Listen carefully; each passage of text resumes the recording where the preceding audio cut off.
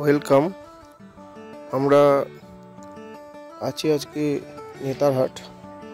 আর এই নেতারহাট বেতলা ট্যুরের প্রথম দিন বা একদিনে আমরা কোন কোন জায়গাগুলো দেখতে পাবো আমরা এই ভিডিওর মাধ্যমে সেটা দেখে নেব। প্রথমেই আমরা বলি যে নেতারহাটে সাধারণত যে টাইম আমরা পৌঁছাই রাঁচি থেকে, সেটার জন্য অর্ধেকটা বেলা একদিন পাওয়া যায়, আর একদিন দেওয়া যায় অর্ধেক বেলা।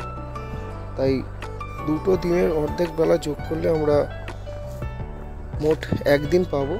তাই একদিনে যে জায়গাগুলো দেখা যাবে আমরা সেগুলোই দেখে নেব, যে নেতারহাটে গিয়ে আমরা একদিনে কোন কোন জায়গা দেখতে পাবো। তো চলো ভিডিওতে আমরা দেখে নিই যে কোন জায়গাগুলো আমরা একদিনে দেখব। প্রথমে আমরা রাঁচি থেকে খুব সকাল সকাল স্টার্ট করেছি। আর প্রথমেই আমরা নেতারহাটে যেহেতু হোটেল বুক করা ছিল, নেতারহাট লেকের পাশেই একদম হোটেল লেক শিবালিক, সেখানে এসে প্রথমে চেক ইন করে আমরা একটু লাঞ্চ সেরে আমরা বিকেলের দিকে প্রায় 3টে সাড়ে 3টের দিকে বেরিয়ে প্রথমে আমরা যে জায়গাটায় গেছি সেটা হচ্ছে কোয়েল ভিউ পয়েন্ট। আর এই যে দেখতে পাচ্ছেন কোয়েল ভিউ পয়েন্টে যাওয়ার আগের এই পাইন বনটা, এটাই অসাধারণ। এই পাইন বনের ভেতর দিয়ে যেতে যেতে ফটো তুলতে ফটো সেশন শেষ করে আমরা এগিয়ে চলেছি কোয়েল ভিউ পয়েন্টের দিকে। আর একদম শেষে আমরা এর ভেতর দিয়ে এসে পৌঁছে গেছি কোয়েল ভিউ পয়েন্টে। আর ওই যে দূরে দেখা যাচ্ছে কোয়েল নদী, তার অপরূপ সৌন্দর্য। যদিও ক্ল্যারিটি না থাকার জন্য বা একটু কুয়াশাচ্ছন্ন অবস্থা থাকার জন্য স্পষ্ট দেখা যাচ্ছে না, কিন্তু কোয়েল নদীর যে আঁক বাঁক, সেটা এই কাছের ফাঁক দিয়ে কোয়েল ভিউ পয়েন্ট যে আছে নেতারহাটে, সেখান দিয়ে সুন্দর দেখা যায়। এবং এখানে অনেকগুলো বসার জায়গাও করা আছে,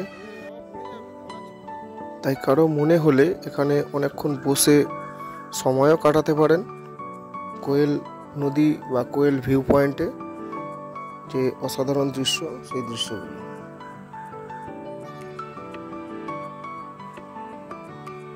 আমরাও যদিও অনেকক্ষণ এখানে বসেছিলাম, এবং ওই যে পাইন বন, আর পাইন বনের ভেতরেও বসে এই দৃশ্য উপভোগ করা যায়।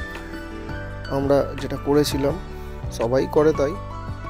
তো এই জায়গাটা সত্যি একটা অসাধারণ জায়গা, এবং এর মধ্যে বসে থাকাটাও সত্যি খুব সুন্দর মনোরম দৃশ্য। তাই আমরাও অনেকক্ষণ এই জায়গায় বসে কোয়েল নদীর যে ভিউ, সেটাকে অনেকক্ষণ উপভোগ করেছি। অনেকক্ষণ এই ভিউ পয়েন্টে বসার পর আমরা আর সময় নষ্ট করিনি, কারণ আমাদের যে পরবর্তী গন্তব্য, সেই জায়গাটায় আমাদের যেতে হতো। আমরা একটা অফবিট জায়গায় যাব, যদিও আজকে তাহের। তো তার আগে আমরা যাব নেতারহাট লেক। নেতারহাট লেকের ধারে গেলে যে সানসেটটা দেখা যায় সেটা অপূর্ব। তাই চলো। অবশেষে আমাদের যে দ্বিতীয় গন্তব্য নেতারহাট লেক, আমরা একদমই দাঁড়িয়ে আছি নেতারহাট লেকের ধারে, এবং এখান থেকে সানসেটের দৃশ্যটা সত্যি অপূর্ব লাগে, এবং সেটা আমরা দেখেওছি। তাই এখানে বেশি সময় নষ্ট করলাম না, আমরা চলে গিয়েছিলাম আমাদের তৃতীয় যে দর্শনীয় স্থান তাহিরের উদ্দেশ্যে। যদিও এটা একটু বলে রাখি যে তাহির একটা অফবিট জায়গা। সাধারণত এখানকার যে গাড়িগুলো যারা সাইট সিইং করায়, তারা খুব একটা যায় না, কারণ রাস্তাটাও খুব একটা ভালো না, খুবই ডেঞ্জারাস। যেহেতু আমি নিজে রাইড করে এসেছি, তাই আমি এই জায়গাটা গিয়েছিলাম। তো খুব একটা লোক যায় না, তবুও রিকোয়েস্ট করে দেখতে পারেন। জায়গাটা কিন্তু অপূর্ব সুন্দর, একটা নির্জন নিরিবিলি জঙ্গলের ভেতরে একটা ছোট্ট গ্রাম, এবং তার মধ্যেই এইরকম একটা জায়গা। এবং বর্ষার সময় যারা আসবেন, বর্ষার সময় এই জায়গার দৃশ্য আরও সুন্দর হবে। এবং এই সময় জলের প্রভাবটা একটু কম থাকায় ঝর্ণাটা একটু অন্যরকম লাগছিল, শুকনো শুকনো, কিন্তু বর্ষার সময় এলে সেটা দেখতে অসাধারণ লাগে। তাহির দেখার পরে আমরা চলে এসেছি ম্যাগনোলিয়া সানসেট পয়েন্ট। এবং এই ম্যাগনোলিয়া সানসেট পয়েন্টে আসার যে রাস্তাটা অসাধারণ, পাইন এবং শাল ফরেস্টের ভেতর দিয়ে আসা। আর এখানে এসে যে দৃশ্য আমি দেখতে পাচ্ছি, সূর্য এখন প্রায় ডুবছে, এখনও অনেকটা বাকি আছে। আর এসে দেখলাম তো প্রচুর লোক অলরেডি এখানে এসে সব জায়গা দখল করে আছে ফটো বা ভিডিও করবার জন্য। তার মধ্যে দিয়ে আমি এসে একটু জায়গা খুঁজে নিয়েছি। চারিদিকে দেখাই যাচ্ছে যে কত লোক এখানে এসেছে। যেহেতু দিনের শেষ যে অংশটুকু সানসেট পয়েন্টটা, সানসেট দেখা, তাই সমস্ত যে পর্যটক যারা এসেছে সবাই এখানে এসেই সমাবেত হয়েছে। তো আমিও এসেছি, একটা জায়গা করে নিয়েছি এই লোকের ভিড়ের মধ্যেই। অজস্র ক্যামেরা তাক করে বসে আছে সূর্যের দিকে, যেহেতু এই সময় সূর্যাস্ত হচ্ছে, এই সূর্যাস্ত দেখার জন্য। তাই আমিও ক্যামেরা তাক করে রেডি হয়ে গেছি। আর দেখতেই পাচ্ছেন কতটা ভিড় এই মুহূর্তে এখানে, যেহেতু এটা শেষ অংশ ওই দিনের, তাই ভিড় তো হবেই। দেখতে থাকুন সূর্যাস্তের যে সেই দৃশ্য। যদিও ক্যামেরাতে যতটা আসার আসবে, কিন্তু এখান থেকে দাঁড়িয়ে দেখলে অসাধারণ একটা ভিউ দেখা যাবে সূর্যাস্তের। এইবার আমরা এক মনে দেখব ওই সূর্যাস্তের দৃশ্যটা। অসাধারণ একটা ভিউ। স্টার্ট হয়ে গেছে কাউন্টডাউন সূর্য ডোবার, তো এটাকে আমরা উপভোগ করতে থাকি। আর আজ আমাদের নেতারহাট ট্রিপের যে প্রথম দিন, সেটা এখানেই শেষ করব, কারণ সন্ধে নেমে গেছে। আবার কাল সকালে দেখা হবে। সকালবেলা খুব তাড়াতাড়ি রেডি হয়ে আমরা প্রথমেই চলে এসেছি নাশপাতি বাগান, যেটা খুব কাছেই। আর এখানে নাশপাতি বাগান মানে প্রায় বাড়ির আনাচে কানাচে, হোটেলের আশেপাশে সর্বত্র এখানে নাশপাতি গার্ডেন ভর্তি। তাই আমরা প্রথমেই চলে এসেছি নাশপাতি বাগান দেখতে। যদিও এটা সিজন না, তাই আমরা খুব একটা নাশপাতি দেখতে পাচ্ছি না, তবে খুব ছোট ছোট ফল সবে শুরু হয়েছে। এটা জুন জুলাই আগস্ট মাসে হয়তো পাওয়া যাবে। তাই যারা বর্ষাকালে আসবেন তারা হয়তো এই নাশপাতি খুব ভালো করে দেখতে পাবেন। নাশপাতি দেখতে না পাওয়ায় আমাদের মনটা একটু ভারাক্রান্ত। তাই আমরা খুব তাড়াতাড়ি এই বাগান থেকে বেরিয়ে আমরা চলে যাব শেরপা চালের দেখতে। শেরপা চালের দেখতে এসেও একই অবস্থা। খুব সকাল সকাল আসায় আমরা দেখলাম যে গেটটা বন্ধ, তাই বাইরে থেকেই দু একটা ছবি এবং ভিডিও শ্যুট করে আমরা ওখান থেকে বেরিয়ে গেলাম। এবং আমরা এর পরবর্তী যে জায়গাটায় যাব, সেটা হচ্ছে যে ওখানকার boarding school Netarhat residential school, সেই স্কুলটা দেখতে যাব। তারপর আমরা যাব ঘাগড়ি ফলস দেখতে।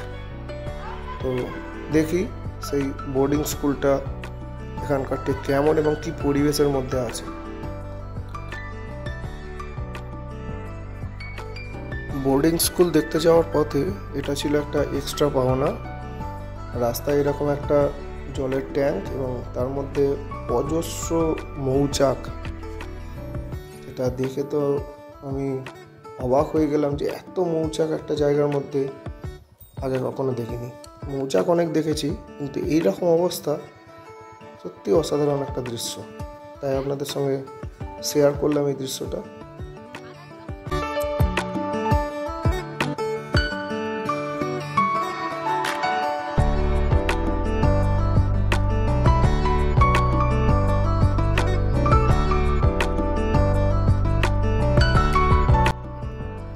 অবশেষে আমরা এলাম এই রেসিডেন্সিয়াল স্কুল দেখতে। এরও গেট বন্ধ, তাই বাইরে থেকেই আমরা একটু দেখলাম এবং এর আশেপাশের যে পরিবেশ সত্যি অসাধারণ। এবার আমরা যাব অ্যাকচুয়াল আপার ঘাগড়ি ফলসে। আমরা অবশেষে এসে উপস্থিত হয়েছি নেতারহাটের প্রধান আকর্ষণ ঘাগড়ি ফলস। একটু হেঁটে নামতে হয়, বেশ কয়েকটা স্টেপ রয়েছে, স্টেপগুলো দিয়ে একটু ধরে ধরে নামতে হবে। বর্ষাকালে একটু ডিফিকাল্ট হয়, যদিও এখন শুকনো টাইম, তাই সেই অসুবিধাটা হচ্ছে না। আর ফলসটা যদিও খুব বড় নয়, কিন্তু সৌন্দর্য খুব সুন্দর, এবং এর আশেপাশের যে প্রাকৃতিক পরিবেশ সেটা কিন্তু অসাধারণ। অনেক ফলস দেখেছি, অনেক বড় বড়, কিন্তু প্রত্যেকটা ফলসেরই একটা আলাদা মাধুর্য রয়েছে, যেমনটা এই ঘাগড়ি ফলসের ক্ষেত্রেও রয়েছে।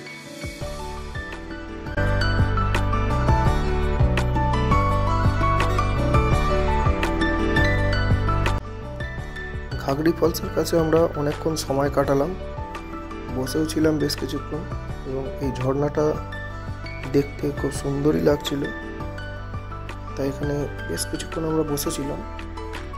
এইবার আমরা যাব এবং নেতারহাটের যে শেষ আমাদের দেখার জায়গা নায়না ফলস, এবং এই নায়না ফলস সম্পর্কে একটু বলি। অ্যাকচুয়ালি এটা অফবিট জায়গা, খুব একটা এখানকার লোকাল গাড়ি বা গাইড কেউ নিয়ে যায় না, কারণ একটু জঙ্গলের ভেতরে। আমার হাতে যেহেতু গাড়ি আছে, আমি যাব, দেখবো সেই ফলসটা কেমন হয়।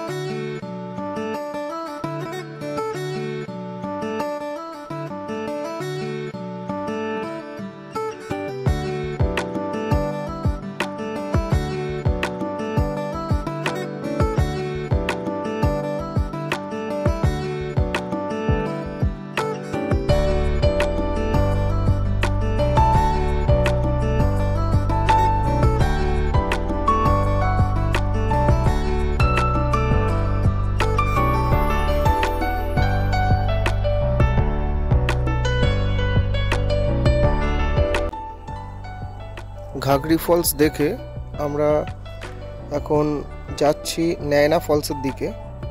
সামনে একটা ছোট্ট গেট মতো করা আছে, লেখা আছে নায়না ফলস। আমরা এগিয়ে চলেছি, কিন্তু কোনো গাড়িকে দেখতে পাচ্ছি না আপাতত, যতটা এসেছি, এবং বেশ ঘন জঙ্গলের ভেতরে। আর রাস্তা বলে তো কিছু নেই, টোটালি মোরামের রাস্তা যদিও। আর ফলসের সেরকম কিছু এখনো পর্যন্ত আমার চোখে পড়েনি, তবুও আমরা একটু ভয় পাচ্ছি, যদিও ভয়ে ভয়ে এগিয়ে চলেছি নায়না ফলসের দিকে। দেখি সেটা কখন আমরা দেখতে পাই। তো এই রাস্তাটা সত্যি ভয়ঙ্কর এবং বেশ টাফ আছে। একটা গাড়ি নিয়ে কন্টিনিউ আমরা ঢালে নিচের দিকে নেমে চলেছি, জানি না উঠতে কতটা কষ্ট হবে, কিন্তু তবুও দেখা যাক, এগিয়ে যাই। ফলসটা কেমন, এবং প্রাকৃতিক পরিবেশটা অসাধারণ লাগছে যদিও, কিন্তু তার সঙ্গে ভয়টাও কাজ করছে। তো দেখি কতটা গিয়ে আমরা নায়না ফলসটা দেখতে পাই।